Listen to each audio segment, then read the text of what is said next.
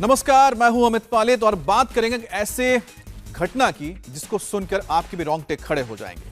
मोहब्बत के बदले 8 टुकड़े, यही कहानी है हिमाचल के मनोहर की। मामला प्यार मोहब्बत का था। लड़का हिंदू और लड़की मुस्लिम थी। हिंदू लड़के मनोहर लाल की बॉडी 8 टुकड़ों में मिली। 72 घंटे तक लाश सड़ती रही। जब मामला सामने आया तो पहाड़ में मजहबी चिंगारी जंगल की आग तरह फैल गई। अब गुस्साई भीड़ ने आरोपी का बंगला जला डाला। हिंदू लड़के की हत्या के आरोपी के टेरर कनेक्शन की बात भी सामने आ रही है। अब इसीलिए बीजेपी इस हत्याकांड की जांच एनआईए से कराने की डिमांड कर रही है। बीजेपी लगातार सड़कों पर है। बीजेपी ने सुक्खू सरकार पर तुष्टीकरण करने का आरोप भी लगाया और आरोपी शब्बीर को बचाने का भी आरोप लगाया है। आज भी पूरे हिमाचल प्रदेश में बीजेपी प्रोटेस्ट कर रही है। पूरा मामला किस तरफ जा रहा है, इस रिपोर्ट से आप समझिए।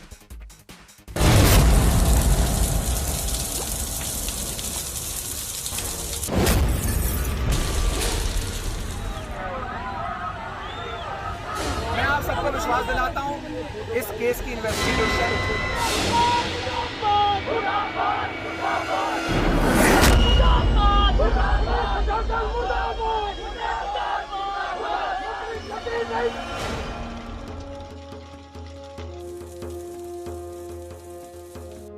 हिमाचल के चंबा में हिंदू युवक मनोहर लाल का बर्बरता से मर्डर के बाद भीड़ बेकाबू हो गई और आरोपी का घर दिन दहाड़े जला दिया।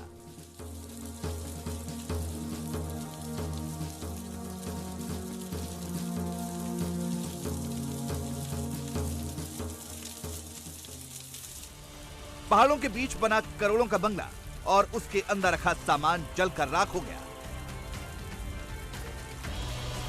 मर्डर के आरोपी का घर जब जल रहा था उस वक्त चंबा पुलिस मौके पर थी, लेकिन भीड़ इतनी ज्यादा गुस्से में थी कि पुलिस के लिए एक कदम बढ़ाना भी मुश्किल था। भीड़ का गुस्सा आउट ऑफ कंट्रोल हो गया था।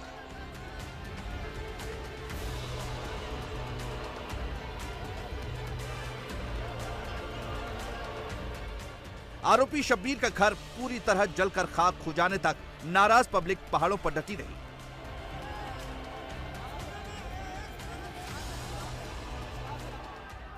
उसके बाद भीड़ कीहोर थाने की ओर बढ़ने लगी। मनोहर लाल को इंसाफ और आरोपियों को फांसी के लिए चंबा के कीहोर थाने के बाहर भीड़ ने नारेबाजी शुरू कर दी।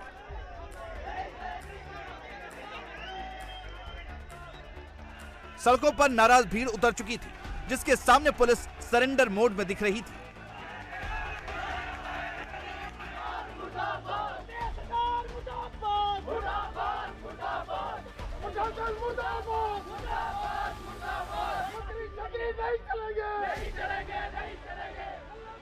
यह तस्वीर है हिंदू युवक मनोहर लाल की। 22 साल के मनोहर लाल का अफेयर मुस्लिम लड़की से था, जिससे नाराज होकर लड़की के परिवार वालों ने मनोहर लाल के शरीर को काटकर 8 टुकड़े कर डाले और डेड बॉडी को पहाड़ों में छिपा दिया। मनोहर लाल की बर्बरता से हत्या कब की गई, मृतक के शरीर के हिस्से कब और किस हालात में मिले, ये सब आपको बताएंगे। लेकिन उससे पहले मर्डर के आरोपी की कुंडली खंगालना बेहद जरूरी है। मनोहर लाल मर्डर केस का मुख्य आरोपी है शब्बीर। इसी की बहन से मनोहर लाल का प्रेम प्रसंग चल रहा था। चंबा के सलूड़ी इलाके में शब्बीर की तूती बोलती है। वैसे तो दिखावे के लिए शब्बीर भेड़ बकरियां पालता और बेचता है, लेकिन असल में है करोड़ों का आसामी। शब्बीर ने गैर कानूनी तरीके से काफी संपत्ति बनाई है। शब्बीर ने 100 बीघा सरकारी जमीन पर कब्जा कर रखा है। इसके पास से 2 करोड़ कैश बरामद हुए हैं। मर्डर के आरोपी शब्बीर ने हाल ही में 2-2 हजार के नोट देकर 97 लाख रुपए बैंक में एक्सचेंज कराए थे। मर्डर के आरोपी शब्बीर के पास 100 भेड़ बकरियां हैं, जबकि वो हर साल करीब 200 भेड़ बकरियां बेचता है। इससे सवाल ये भी उठ रहे हैं कि क्या शब्बीर कमजोर किसानों की भेड़ बकरियां कब्जे में लेता है। मनोहर लाल के कत्ल के आरोपी शब्बीर की गतिविधियां शुरू से ही संदिग्ध रही हैं। शब्बीर का घर सलूनी के काफी ऊंचाई वाले इलाके में है, जहां अक्सर बर्फबारी होती रहती है। फिर भी शब्बीर का परिवार साल भर इसी जगह पर रहता है। शब्बीर के घर के करीब कोई दूसरा घर भी नहीं है। 1998 के सतरूली आतंकी वारदात के बाद भी आरोपी शब्बीर से पूछताछ हुई थी, जब जम्मू कश्मीर आए आतंकियों ने चंबा के सतरूली में 35 लोगों की हत्या कर दी थी और 7 लोगों को आतंकी अपने साथ लेकर चले गए थे, जिनका आज तक पता नहीं चला। उस दौरान भी मनोहर लाल हत्याकांड के मुख्य आरोपी शब्बीर से पूछताछ की गई थी। मनोहर लाल 6 जून को घर से बाहर गया तो लौटा नहीं। परिवार ने काफी ढूंढा लेकिन कुछ पता नहीं चला, क्योंकि इसी दिन शब्बीर ने मनोहर लाल के शरीर के 8 टुकड़े कर डाले थे। शब्बीर को पसंद नहीं था कि मनोहर उसकी बहन से मेलजोल बढ़ाए। शब्बीर ने अपने परिवार वालों के साथ मिलकर मनोहर लाल की पहले लाठी डंडों से खूब पिटाई की, उसके बाद उसके शरीर के टुकड़े टुकड़े कर डाले। शब्बीर ने मनोहर लाल के दोनों पैरों के 4 टुकड़े किए और फिर दोनों हाथों को काटा। उसके बाद मनोहर लाल के धड़ और सिर को काटकर अलग कर दिया। 3 दिन बाद यानी 9 जून को नाले के पास बदबू आने की शिकायत स्थानीय लोगों ने पुलिस से की। पुलिस जब मौके पर पहुंची तो मनोहर लाल के बॉडी पार्ट्स 8 टुकड़ों में बोरी में बंद मिले।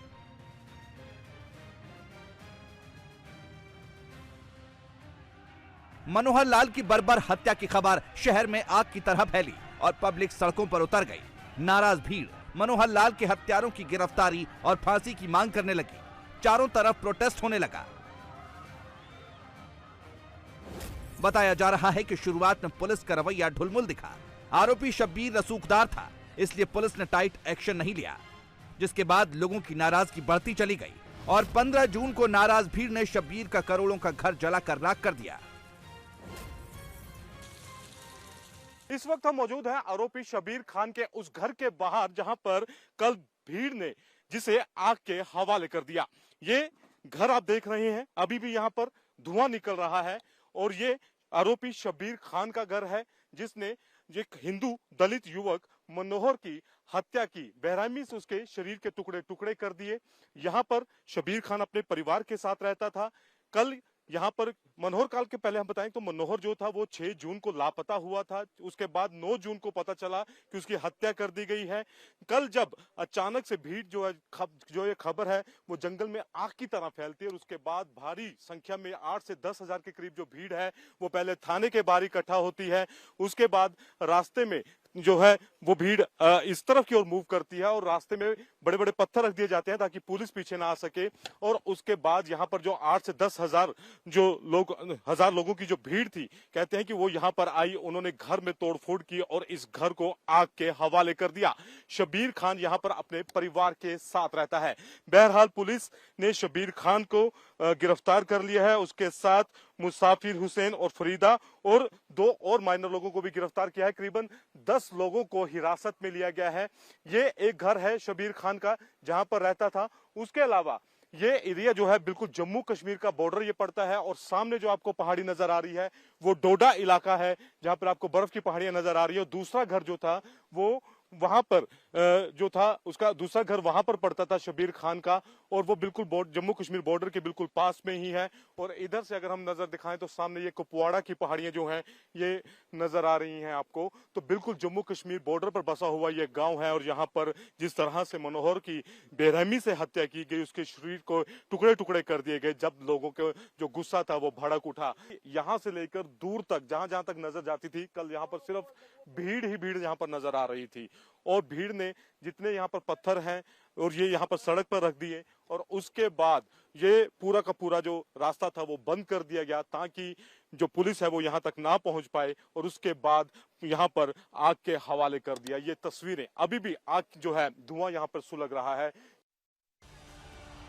मनोहर लाल को इंसाफ दिलाने के लिए लोग सड़कों पर उतर गए। भीड़ के प्रदर्शन के बाद पुलिस पर दबाव बढ़ा। फिलहाल पुलिस ने बर्बर मर्डर के इस मामले में अब तक 10 लोगों को हिरासत में ले लिया है। ये मामला हमारे पास 9 जून को संज्ञान में सामने आया और इसमें एक मनोहर नाम के लड़के की हत्या हुई, जिसमें हमने तुरंत ही हत्या का मुकदमा दर्ज किया और तुरंत टीम्स बना के हत्या में जितने भी लोग शामिल थे सबको पुलिस ने अपनी हिरासत में लिया है। मौके की जो कार्रवाई है वो भी पूर्ण हो चुकी है और हमने ज़रूरी साक्ष्य सब जुटा लिए हैं। सारे सबूत हमारे पास हैं और उम्मीद यही है कि इन्वेस्टिगेशन को जल्दी से जल्दी कंप्लीट करके इसको कोर्ट में सबमिट करेंगे। लेकिन जिस तरह से जो आरोपी था उसके ऊपर आरोप लग रहे हैं कि उसके पास 3 बीघा जमीन थी लेकिन 100 एकड़ में उसने कब्जा किया हुआ था, काफी 2 करोड़ के आसपास उसके पास रकम भी मिली है, इस तरह के आरोप भी सामने आ रहे हैं। देखिए, इस तरह की बातें इलाके से कुछ सूचनाएं हमें प्राप्त हुई हैं। जो भी ये चीज सामने आई है उनकी जांच होगी और जांच के अनुसार उन पर कार्रवाई की जाएगी। जो 97 लाख की भी बात आ रही है 2000, देखिए इस अमाउंट पे मैं टिप्पणी नहीं कर पाऊंगा, लेकिन इस तरह की कुछ बातें सामने आई हैं और इन सभी पहलुओं पे जांच होगी और जांच के आधार पे जो भी इसमें कार्रवाई बनती होगी वो की जाएगी। आरोप ये भी लग रहे हैं कि शुरुआत में पुलिस डिपार्टमेंट ने इस मामले को दबाने की कोशिश की, गुमशुदगी की रिपोर्ट की गई थी। नहीं, ये आरोप बिल्कुल निराधार है और कोई गुमशुदगी की रिपोर्ट हमारे पास 6 तारीख को दर्ज कराई गई थी, 6 तारीख को दर्ज कराई गई थी परिवार के द्वारा और उसी आधार पर हमने टीम्स बना के सर्च शुरू की बॉडी की और 9 तारीख को ये बॉडी हमारे पास बरामद हुई है। इसमें ऐसा कोई सत्य नहीं है कि हमारे ऊपर कोई दबाव था या इसको कुछ छुपाने या दबाने की कोशिश की गई है। अभी तफ्तीश कहां तक पहुंची है, कितने लोग इसमें गिरफ्तार हो चुके हैं और क्या किन किन धाराओं के तहत मामला जो है वो दर्ज किया गया है? देखिए, मामला 302 आईपीसी के तहत दर्ज किया गया है। कुल मिला के 10 लोग हमारे पास हिरासत में हैं और सभी से पूछताछ जारी है और पूछताछ के बाद सभी का रोल एस्टेब्लिश करके उनके खिलाफ सही धाराओं में कोर्ट में चार्जशीट सबमिट की जाएगी। मनोहर लाल को काटकर शब्बीर ने टुकड़े टुकड़े कर दिए। मनोहर लाल तो चला गया, लेकिन पीछे रह गई उनकी बूढ़ी मां। मनोहर लाल की मां ने बेटे के कातिल शब्बीर के लिए फांसी की सजा की मांग की। फांसी सजा मनोहर रे कातला जो साथ पुलिस ताले कौन थी तेने जो मनोहर रे कातला जो फांसी की सजा तेने जो नहीं देते था फिर मुझे आने रे सखनी मनोहर बिगेर आने रे सखनी मनोहर बिगेर मेरा क्या मनोहर अबे कुछ पार नहीं ये तो कारण फिर मुझे पानी कुछ देना दवाई कोई देनी बड़ी बीमार हो तो पेठी कोई लेनी इतने दूर उंडे रास्ता नहीं मेरे ऊपर जो कोई चार नहीं। मनोहर लाल हत्याकांड के खिलाफ बीजेपी भी सड़क पर उतर गई है। बीजेपी ने इस बर्बर हत्याकांड को हेट क्राइम करार दिया है। हिमाचल के पूर्व सीएम जयराम ठाकुर मनोहर लाल की मां से मिलने जा रहे थे, लेकिन प्रशासन ने उन्हें रास्ते में ही रोक दिया, जिसके बाद बीजेपी ने 17 जून को पूरे स्टेट में मनोहर लाल हत्याकांड के खिलाफ बड़ा प्रोटेस्ट करने का ऐलान कर दिया। हिमाचल प्रदेश सरकार नहीं चाहती है कि हम लोग वहां पर जा करके परिवार से मिलें और इससे ज्यादा कोई बात हो नहीं सकती है संवेदनहीनता की। और संदेश मुझे लगता है कि बड़ा साफ है कि सरकार इस मामले को ही इतना गंभीरता से नहीं ले रही है जितना इसकी गंभीरता है। पूर्व मुख्यमंत्री का यहां आना, नेता प्रतिपक्ष का भारतीय जनता पार्टी के प्रतिनिधि के नाते प्रदेश अध्यक्ष का आना, अनेक विधायकों का, पूर्व विधायकों का आना, सरकार ने इस बात की कोई अहमियत नहीं समझी। उमेश ठहरू ये स्पष्ट संदेश दिया है कि हम आपको उस पीड़ित परिवार से मिलने नहीं जाने देंगे। हम अनुशासन प्रिय लोग, हम शांति प्रिय लोग, हम किसी भी प्रकार की अशांति फैलाना नहीं चाहते, परंतु ये सरकार असंवेदनशील सरकार है और हमारे सरकार के ऑफिसर्स बार बार इस बात का प्रयास कर रहे हैं वार्ता करने का, पर यही संदेश आ रहा है कि आपको इन्हें नहीं जाने देना है। जयराम ठाकुर ने कांग्रेस पर मनोहर लाल की हत्या के आरोपी शब्बीर को बचाने का आरोप लगाया। पूर्व सीएम ने कहा कि शब्बीर का पास्ट और प्रेजेंट स्टेटस काफी संदिग्ध रहा है, इसलिए मनोहर लाल मर्डर केस की जांच एनआईए से कराना जरूरी है। जयराम ठाकुर की मांग को हिमाचल के सीएम सुखविंदर सिंह ने मान लिया।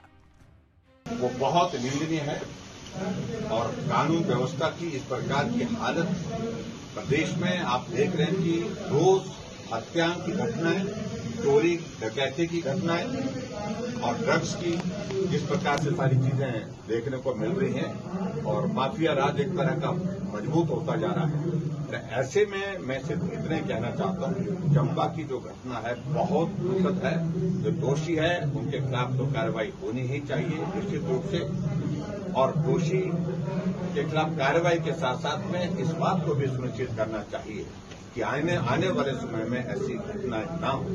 और हिमाचल के इतिहास में जो कांग्रेस के लोग हमको बहुत बड़ा पाठ पढ़ाते हैं, बहुत सारी चीजों को लेकर के सीख देते हैं कि शरीर के 8 टुकड़े कर दिए, ये कांग्रेस की सरकार के दौरान जो है। विपक्ष के नेता अगर ये समझते हैं कि हमें इसकी जांच एनआईए से करवानी चाहिए, वो हमारे पास रिप्रेजेंटेशन दे, हमें इसमें कोई हर्ज नजर नहीं आता है अगर वो चाहेंगे। लेकिन मेरा ये मानना है कि भय का वातावरण नहीं होना चाहिए। इंडिया टीवी हर वक्त हर जगह डाउनलोड करने के लिए सर्च करें India TV news Google play store या ऐप स्टोर पर।